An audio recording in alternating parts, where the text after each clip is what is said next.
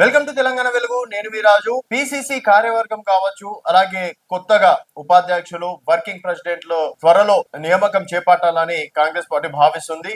అలాగే డిసిసి అధ్యక్షులను కూడా త్వరలో వారికి సంబంధించి కూడా లిస్ట్ వచ్చే అవకాశం ఉంది. ఇప్పటికే రేవంత్ రెడ్డి గారు, అలాగే ఉత్తమ్ కుమార్ రెడ్డి, అలాగే డిప్యూటీ సీఎం బట్టి విక్రమార్క గారు కూడా ఢిల్లీలో ఉన్నారు. సో కేసీ వేణుగోపాల్ తో, అలాగే రాహుల్ గాంధీతో, అలాగే ఖర్గే గారితో విడివిడిగా భేటీ కావడం అనేది కూడా జరుగుతుంది. సో రాబోయే రోజుల్లో పిసిసి కార్యవర్గం మొత్తానికి చేంజ్ చేయాల్సి ఉంది.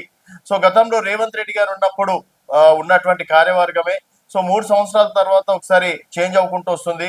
సో ఇప్పుడు పిసిసి అధ్యక్షుడిగా బీసీ నాయకుడు అయినటువంటి, అలాగే ఎమ్మెల్సీ మహేష్ కుమార్ గౌడ్ గారికి అవకాశం ఇచ్చారు.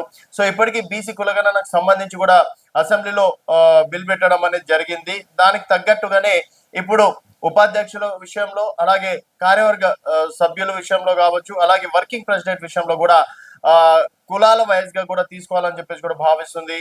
సో మొత్తానికి వర్కింగ్ ప్రెసిడెంట్లుగా దాదాపుగా 4 కులాలకి అవకాశం ఇవ్వాలని చెప్పేసి కూడా భావిస్తుంది. అందులో సంబంధించి ఎస్సీ కమ్యూనిటీకి చెంది అడ్లూరి లక్ష్మణ్ కి ఈసారి అంటే అవకాశాలు ఉన్నట్లు కూడా తెలుస్తుంది. ప్రధానంగా వారి పేరు కూడా వినిపిస్తుంది. అలాగే రెడ్డి సామాజిక వర్గం నుంచి చూసుకున్నట్టయితే భువనగిరి ఎంపీ చామల కిరణ్ కుమార్ రెడ్డి పేరు ప్రధానంగా వినిపిస్తుంది. అలాగే ఖైరతాబాద్ డిసిసి అధ్యక్షులు రోహిన్ రెడ్డి, అలాగే నాయని రాజేందర్ రెడ్డి పేరు కూడా, ఎమ్మెల్యే నాయని రాజేందర్ పేరు కూడా ప్రధానంగా వినిపిస్తుంది. సో ఓసీ కమ్యూనిటీకి చెంది వీళ్ళ ముగ్గురు పేర్లు ప్రధానంగా వినిపిస్తుంది.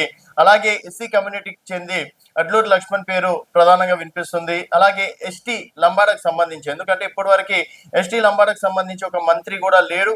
సో ఎస్టీ కోటలో మాత్రం సీతక్క గారికి ఇవ్వడం అనేది జరిగింది. సో ఈసారి ఎస్టీ లంబాడకు సంబంధించి బెల్లయ్య నాయక్, అలాగే ఎంపీ బలరాం నాయక్ ఇద్దరు పేర్లు ప్రధానంగా వినిపిస్తుంది. సో ఇప్పటికీ బెల్లయ్య నాయక్ ఎమ్మెల్యే టికెట్ ఆశించారు. సో చివరి నిమిషంలో వేరే వాళ్ళకి ఇవ్వడం అనేది జరిగింది. తర్వాత ఎంపీ టికెట్ కూడా ఆశించడం అనేది జరిగింది. అది బలరాం నాయక్ గారికి ఇచ్చారు. సో ఈసారి మరి వర్కింగ్ ప్రెసిడెంట్ గా బెల్లయ్య నాయక్, ఎస్టీ లంబాడా కమ్యూనిటీ నుంచి బెల్లయ్య నాయక్ పేరు ప్రధానంగా వినిపిస్తుంది.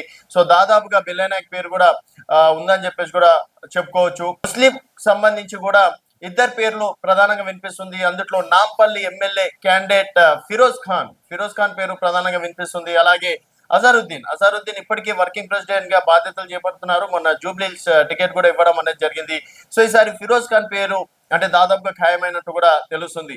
సో ఇప్పుడు అంటే ఈ కార్యవర్గంలో 4గురికి ఇచ్చే అవకాశాలు ఉన్నాయి. అందులో ఎస్సీ సామాజిక వర్గం, ఎస్టీ లంబాడా సామాజిక వర్గం, అలాగే ముస్లింస్ కోటాలో నుంచి ఒకరు, అలాగే రెడ్డి సామాజిక వర్గం నుంచి కూడా. ఎందుకంటే బీసీ సామాజిక వర్గం నుంచి పిసిసి అధ్యక్షులు ఉన్నారు కాబట్టి ఈ 4 కమ్యూనిటీకి చెందినటువంటి నేతలని ప్రస్తుతం దాదాపుగా ఫైనల్ అన్నటువంటి పేర్లు ఇవే అని చెప్పేసి కూడా చెప్పుకోవచ్చు. రెడ్డి సామాజిక వర్గంలోనే దాదాపుగా 3 పేర్లు వినిపిస్తున్నాయి. రోహిన్ రెడ్డి డిసిసి ప్రెసిడెంట్, అలాగే భువనగిరి ఎంపీ చామల కిరణ్ కుమార్ రెడ్డి, ఎమ్మెల్యే నాయని రాజేందర్ రెడ్డి వీళ్ళు ఓసీ కమ్యూనిటీకి. అలాగే ఎస్సీ కమ్యూనిటీకి వచ్చేసి అడ్లూరి లక్ష్మణ్ పేరు ప్రధానంగా వినిపిస్తుంది. ఎస్టీ లంబాడకు సంబంధించి బెల్లయ్య నాయక్ పేరు దాదాపుగా ఖరారైనట్టు కూడా తెలుస్తుంది. మరి ముస్లిం కోటా సంబంధించి అజరుద్దీన్ ఆర్ ఫిరోజ్ ఖాన్, షబీర్ అలీకి ఆల్రెడీ ప్రభుత్వ సలహాదారులకు ఇచ్చారు కాబట్టి, సో వీళ్ళిద్దరూ పోటీ చేసి ఓడిపోయారు కాబట్టి మరి వీళ్ళిద్దరిట్లో ఎవరికి అవకాశం ఇస్తారు? అజారుద్దీన్ కి ఇప్పటికీ వర్కింగ్ ప్రెసిడెంట్ గా చేశారు. ఫిరోజ్ ఖాన్ కి ఇప్పటి వరకు వర్కింగ్ ప్రెసిడెంట్ గా రాలేదు, జస్ట్ ప్రధాన కార్యదర్శిగా మాత్రమే ఉన్నారు. సో తనకి ఎమ్మెల్సీ అంటే ఎమ్మెల్సీ ఇస్తారని చెప్పేసి అన్నారు. అట్లీస్ట్ వర్కింగ్ ప్రెసిడెంట్ అన్న ఇచ్చే అవకాశాలు ఉన్నట్టు కూడా తెలుస్తున్నాయి.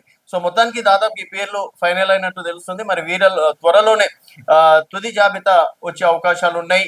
చూస్తూనే ఉండండి తెలంగాణ వెలుగు.